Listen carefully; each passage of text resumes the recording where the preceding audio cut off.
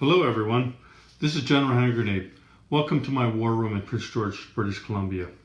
A few days ago I made a video, it was called 1939, and because I'm playing this game that you see that's going on here, and I'm playtesting some new rules that I've decided to try and throw in my game.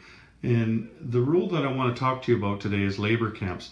Now, I discussed this one at pretty great length in that 1939 video, but I thought that since this was a new and a separate rule, that it deserved its own video as well. This video would be shorter than the 1939 video for one thing. You wouldn't have to wade through the rest of the video just to find this part of it. And the other thing is I forgot to mention one thing at the end that was quite important with the labor camps. I forgot to mention what would happen if you liberated that labor camp. And so I will get to that today.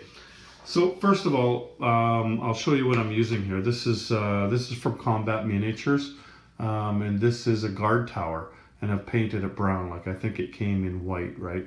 It's a 3D printed thing that I got off of Shapeways at Combat Miniatures shop on Shapeways, but you can also get them at Combat Miniatures site as well. I'm going to leave some links in the description of this video.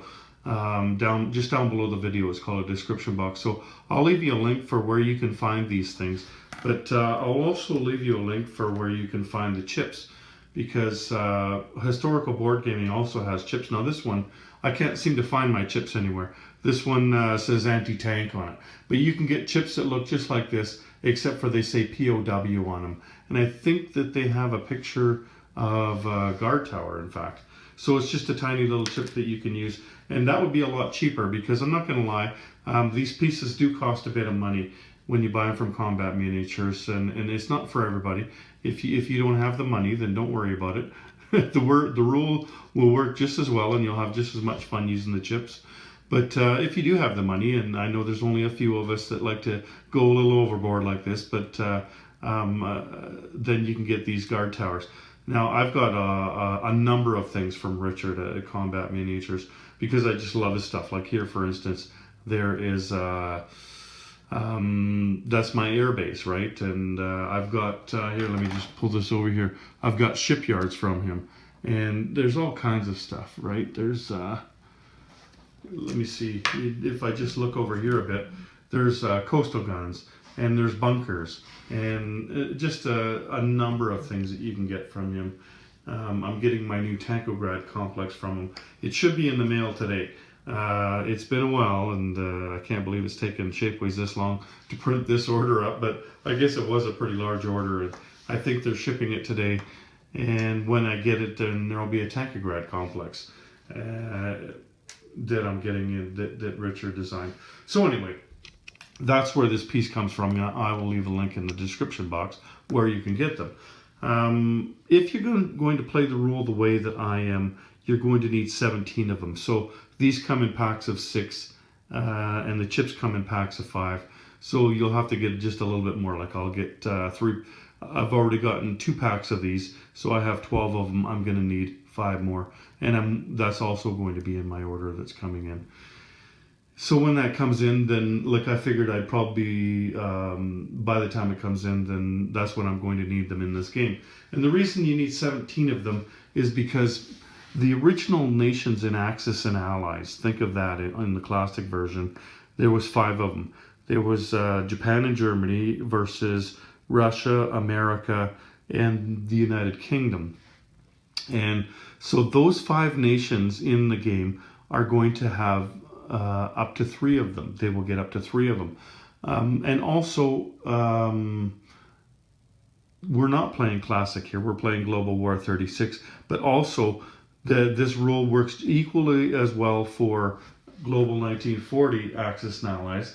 And so in both games, you will also be able to use one for the Italians and one for the Anzac. So that's why you need 17 of them if you're going to play them the way that I do.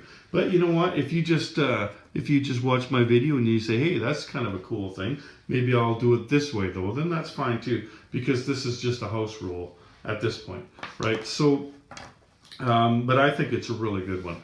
And before I go on, I just want to talk about this for a moment, about what this rule is and what it is not, because that's really important to me. Now, in World War II and in all wars, really, there was a lot of cruelty that happened. And typically, the most casualties that come from war are civilian casualties. And that was true in the 1940s in World War II. The more than half of the casualties in that war were civilians, and that's a real shame. But I want to make a distinction here that the labor camps that I'm putting forth have nothing to do with civilians. I don't think that should be a part of any game, like concentration camps. You know, thinking of the Germans and having Jews in concentration camps. That's not what this is. That's not what this rule is about. This rule is about prisoners of war. And to me, that seems a bit more humane than just shooting prisoners, right? Like taking no prisoners, just gunning down everybody on the battlefield.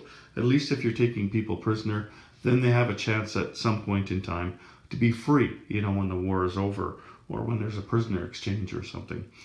Or just when they escape. It's a lot better, I think, than just shooting prisoners of war. But we're talking about soldiers here. We're talking about combatants. We are not talking about civilians.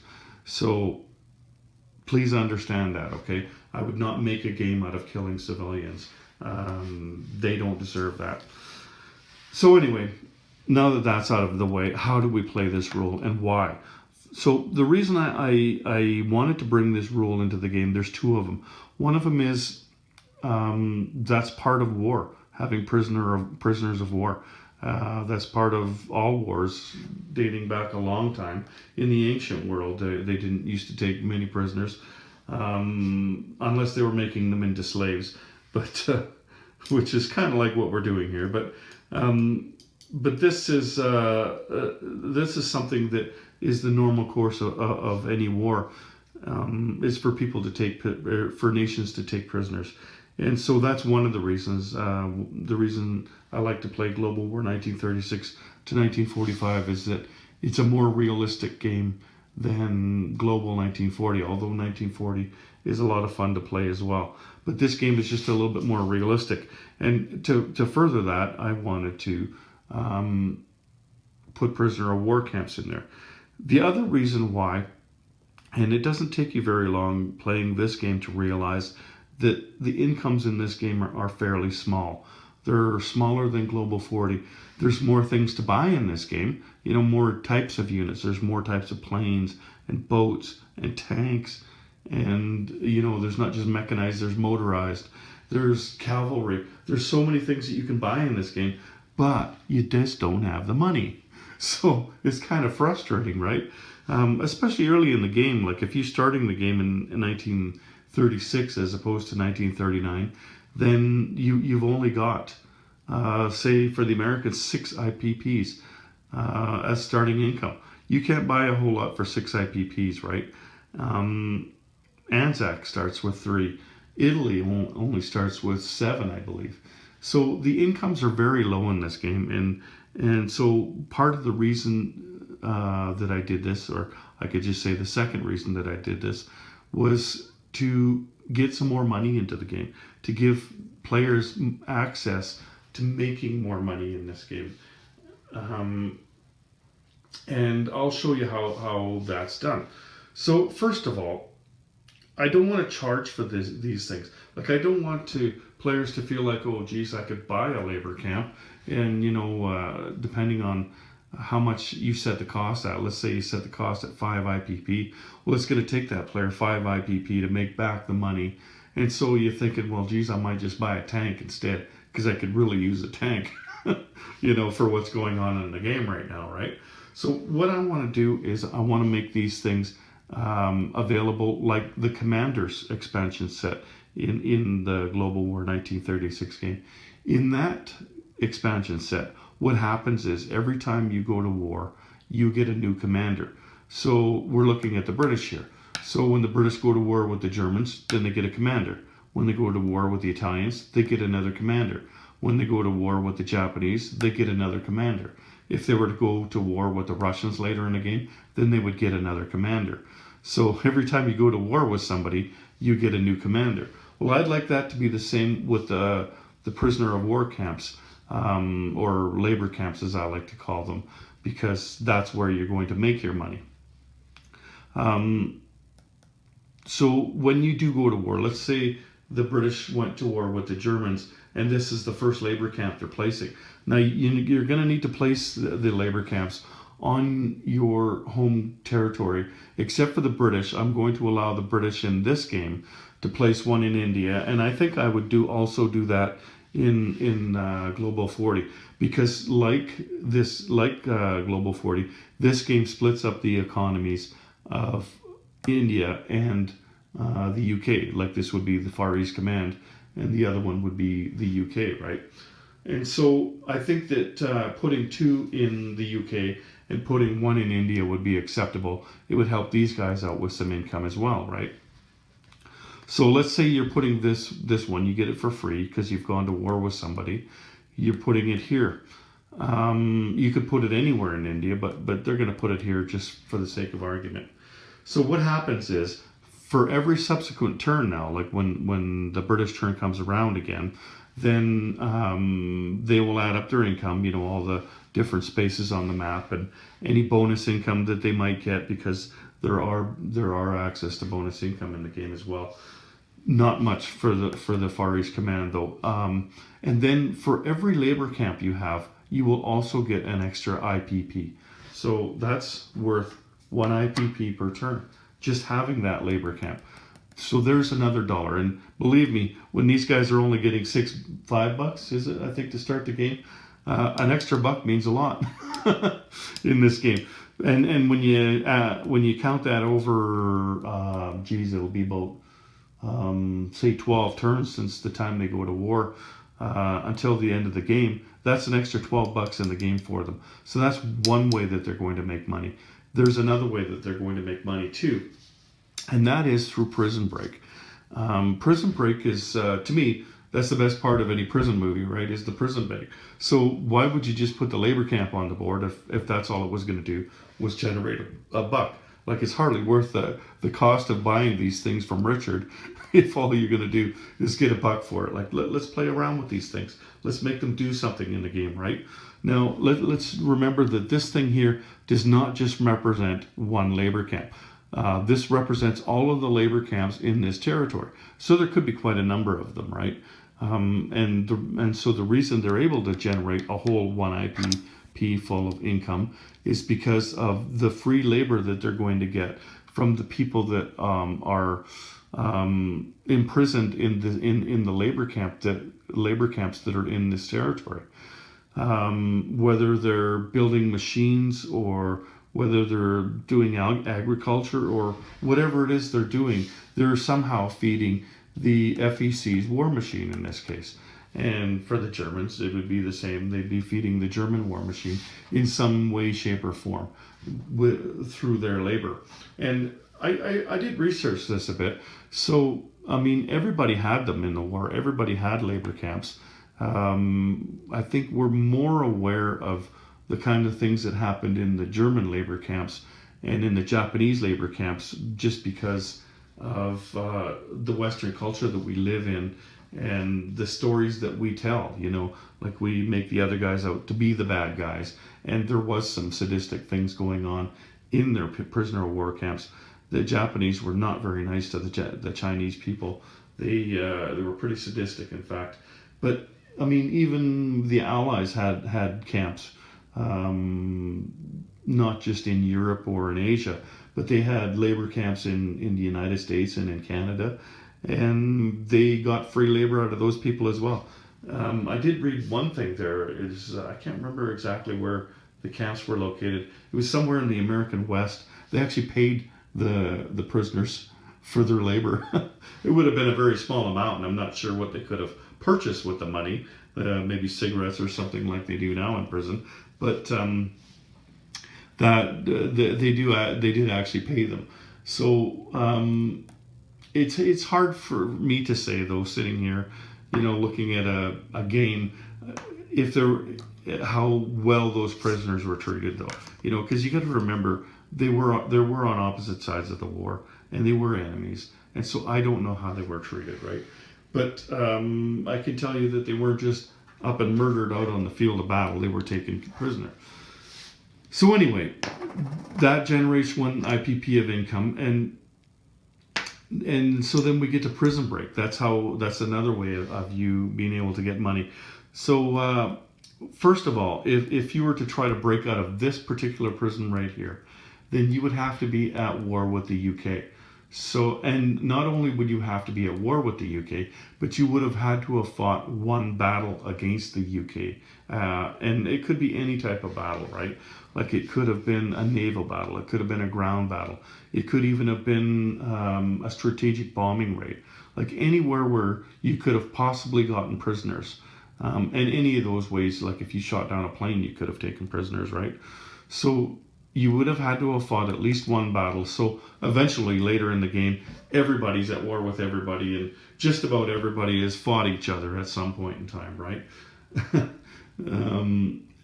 Like it might take the Americans a while to fight the Italians or something, but eventually it would probably happen. And so once that happens, once you've established that, okay, I've fought a battle with the UK, I'm going to try a prison break. I'm going to try to break out of this prison right here.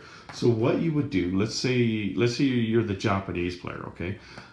So the Japanese player would pay $1, and that $1 wouldn't go to anybody in particular right now. You just pay $1.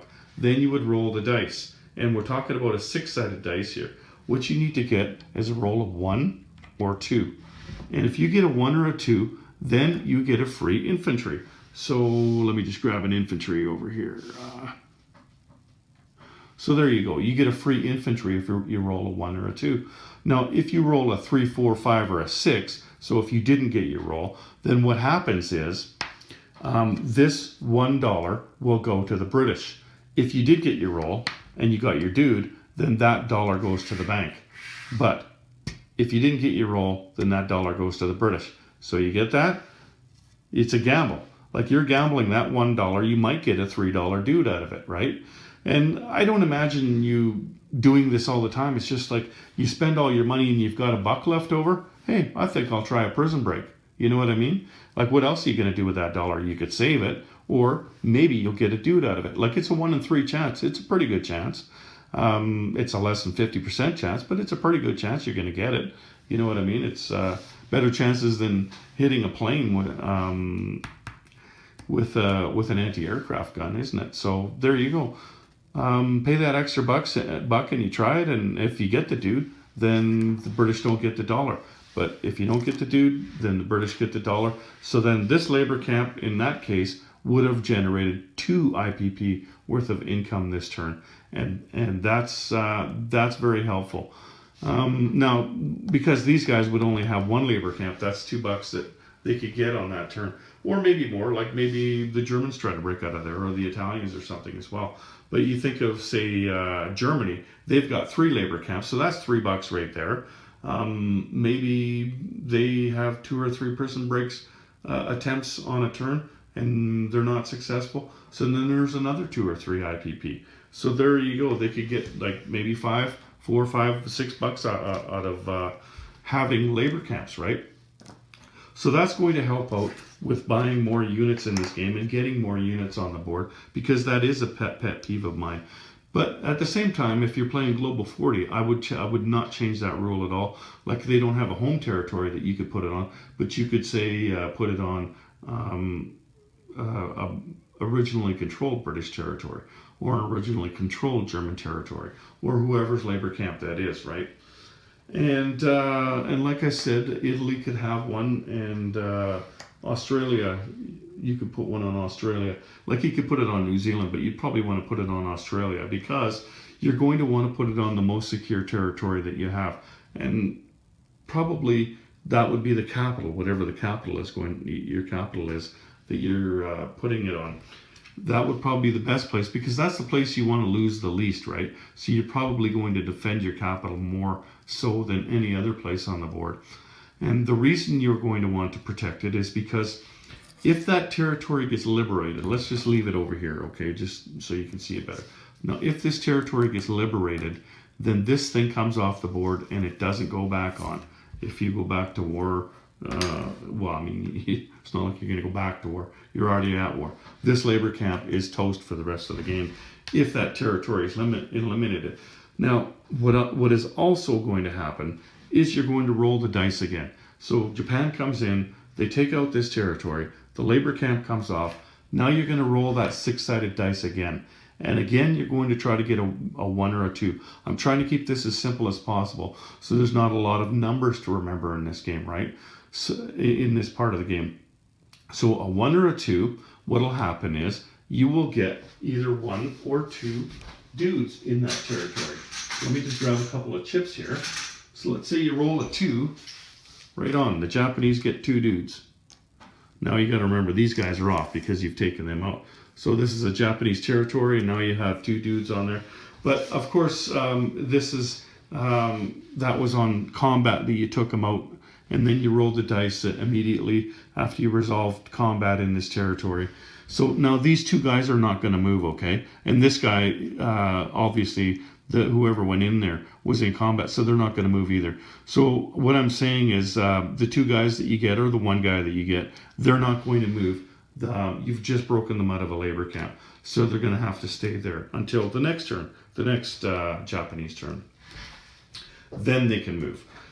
And if you roll a 3, 4, 5, or 6, you didn't get your roll, you didn't get the 1 or 2 roll, then, well, let's just say that those prisoners didn't make it. I don't think there's a nicer way to put it. On the way out, the British kind of took care of those prisoners, let's say, okay? And they didn't make it. So so you'll get nothing. So 1 or 2, you get either 1 or 2 dudes. 3, 4, 5, or 6, you get nothing. Except for the labor camp taken off the board, okay? So that's basically it, right? That's the long and the short of it.